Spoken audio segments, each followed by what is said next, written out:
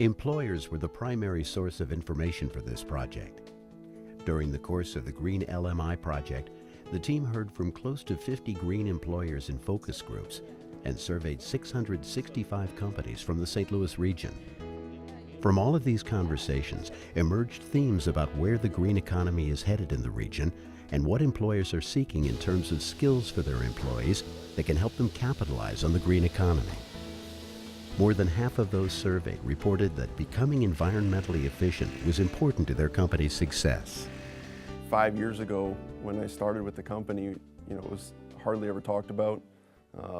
About 2% of all projects in the country in 2005 were even had any kind of green rating, and by last year, 2009, that number had jumped to 33%. If a third of all of our projects are going to be built to green standards, then we really need to understand and embrace it, because if we don't, we'll get passed by our competition.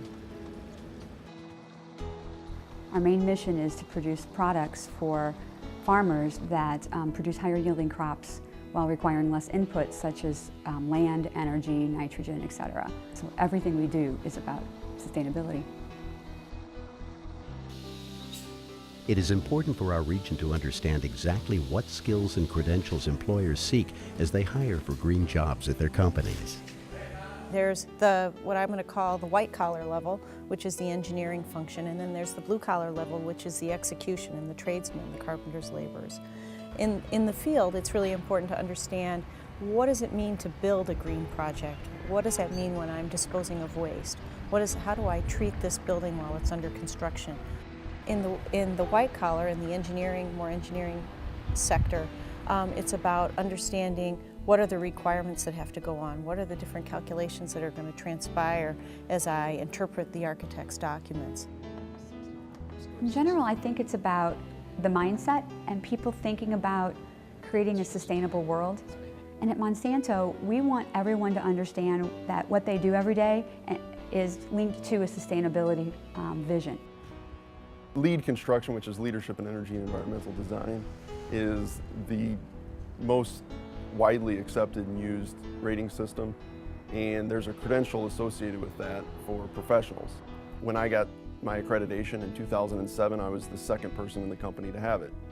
Within 16 months, I had convinced our executive committee that this is the trend, we need to keep up, and we did internal training, and that number went from 2 to 33 within 16 months.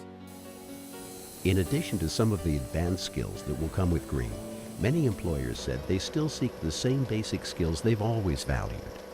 In general, an ideal candidate would have analytical thinking, critical thinking, great relationship skills, and results orientation. Many of the sustainability skills can be learned on the job. I mean, the carpenter is still framing up whatever needs to be framed, except that they have to treat the environment differently.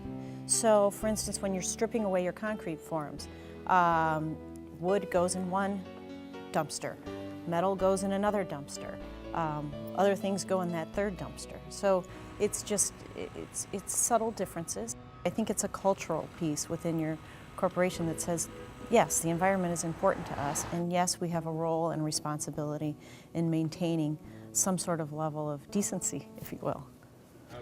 We also heard from employers that it is important to encourage basic sustainability training so employees have a base level of understanding and can apply sustainability practices with little supervision throughout the company. The learning curve is so steep, it really takes a lot of effort on our end. And if we can distribute, our philosophy is if we can distribute the knowledge among all of our employees, that learning curve will flatten out, and it will cost us less money to be able to implement and do this type of work. Yeah, so it's using that one. Employers are generally positive about their experience with training institutions, but there is still room to grow. Everybody, wow, interesting. I would ask the academic community to dig deeper into what are the additional things that we can be doing to use our resources more responsibly. What are the new ideas that we need to generate to make ourselves more efficient and thereby more competitive? In the end, this conversation between employers and training providers will be the key to ensuring our workforce is well prepared to meet a quickly growing green economy.